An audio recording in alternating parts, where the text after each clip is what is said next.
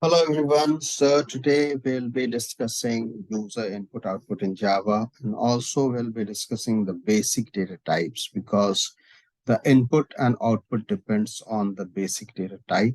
So let us first try to understand what are the different basic data types in Java.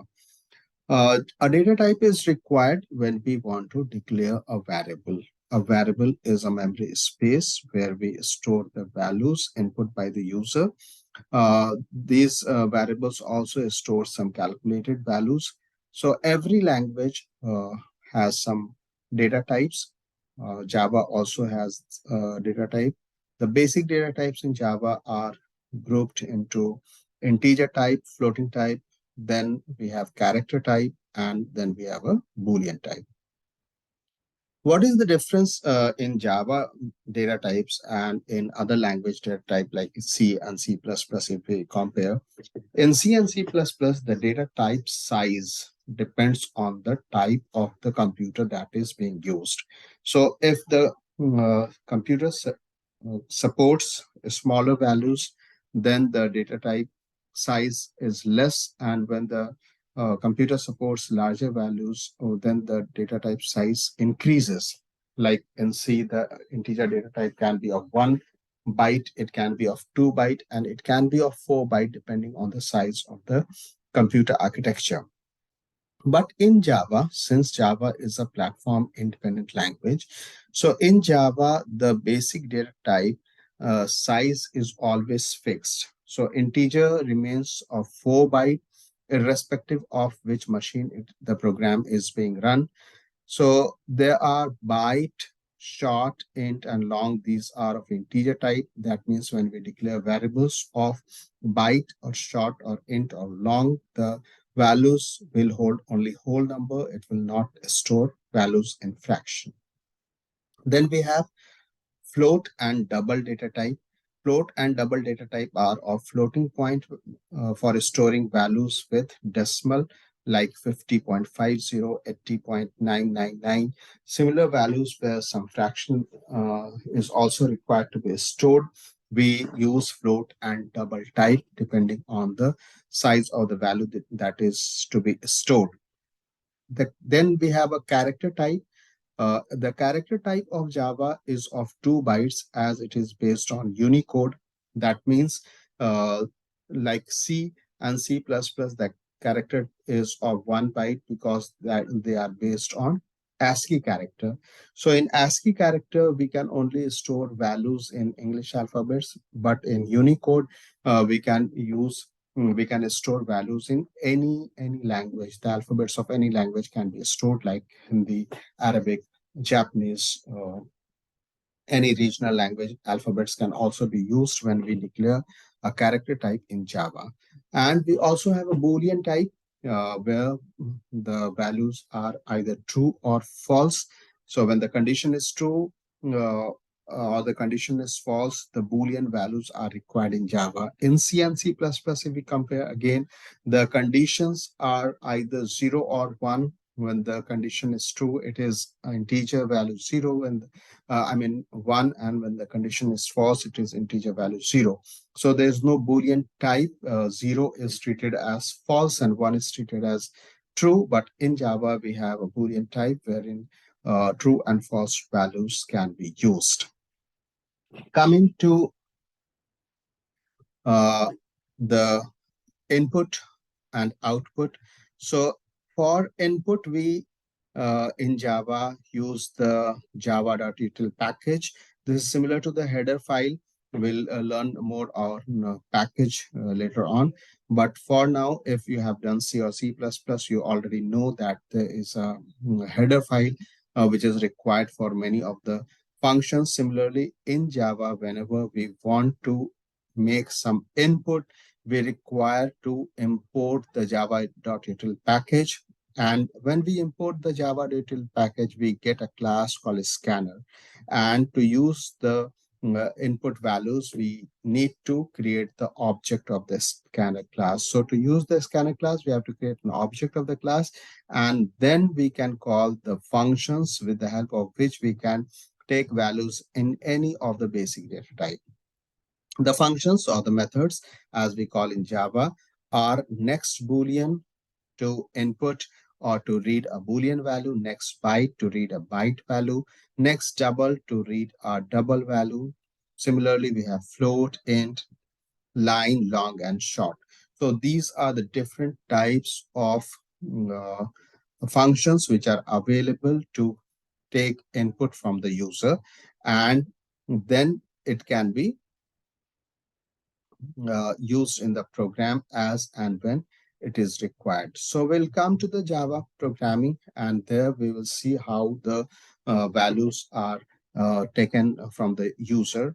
And for output, we use the system.out.println. This is a very common popular function that we use in Java. So let us come to the Visual Studio Code and see some programs where we use these methods that we have just declared.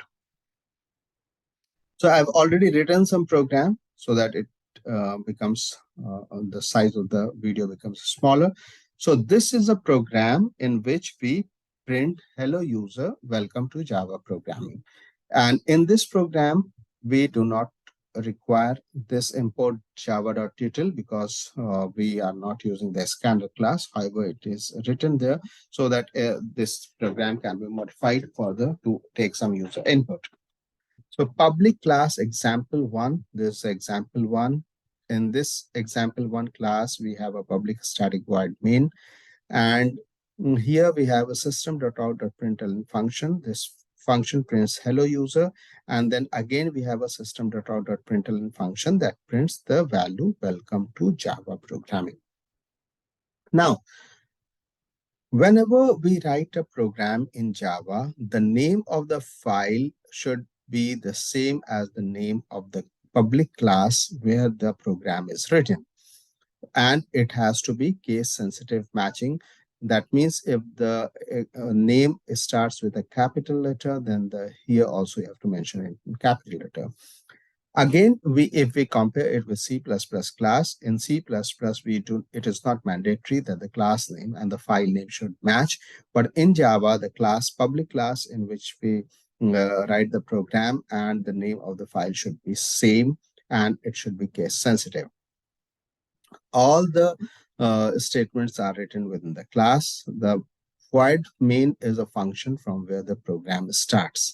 And this void main is a static. That means we will call this main function without creating object of the class. And it is public, which is a access specifier, which tells that this function can be used outside the class. It can be called from outside the class. And system.out.println is a function for output. So whenever we want to make some output, we use the system.out.println function. We are using the environment Visual Studio Code. When we install Visual Studio Code, it install the Java extension. And with the help of Java extension, we are able to compile and run the program. Here is the button to run this program. Let us run and see how it is working. And if you can see here that the output is coming, hello user, welcome to Java programming. So this is the output of this program. Hello user, welcome to Java programming. Now here, the important thing that we need to understand is that we have not used /n. Still, it is changing the line, hello user, welcome to Java programming. So whenever we use print ln, it is similar to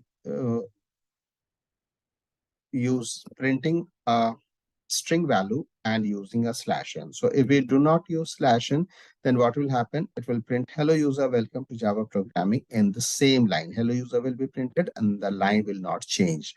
So when we use print ln, then after the output, the line changes and the next output will be printed in a new line. So if we now execute this program, we'll get the output, hello user, welcome to Java programming. And that will be in the same line as it is coming here. Hello user, welcome to Java programming. So for output in Java, we use the function system.out.println, and this system.out.println prints everything that is written in double quotes. It is treated as a string, it is treated as a message, and it is printed. And there can be any number of system.out.println functions that can be written and executed. Now let us come to another example wherein we'll see how we take the user input. So this is a program in which when we execute, it will ask the user to enter the name. That name will be stored in a string variable, and that value will be printed. So in this program, we declare a variable of a string data type. So this is a string data type. Here we have to note that a string is not a basic data type. A string is a derived data type in Java, and it is used to store multiple character. So char data type can store only one character, but name like Rajkumar, Rohan Kumar, John, Henry, these values are of more than one character. So whenever we want to store a value which is more than one character, then we declare the variable as a string type. And now we are creating an object of the scanner class. In this function, since we are using the scanner class, we have to mandatory import java.util package. And this is how we create the object. This is the name of the object SC. Then we are giving the message, enter your name. This will print the message, enter your name. The user will enter his name. Whatever value will be input by the user will go to the variable name, and name value will store the value Rajkumar, Rohan Kumar, etc.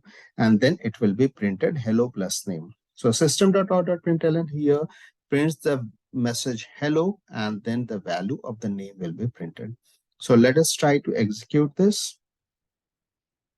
See here, it is asking for the name. Now I'll input Raj Kumar Santoshi. And it is printing hello Rajkumar Santoshi. So this value Rajkumar Santoshi is being accepted by next line, getting stored in the name variable, and then it is printing hello name. So in this program, we are using output with the help of system.out.print. Output is printing a message, enter your name. By when the user will see this message, user will print a value, a user will enter a value that will be stored in the name variable. It can be of one word, it can be of multiple words, and then that will be printed with a hello message.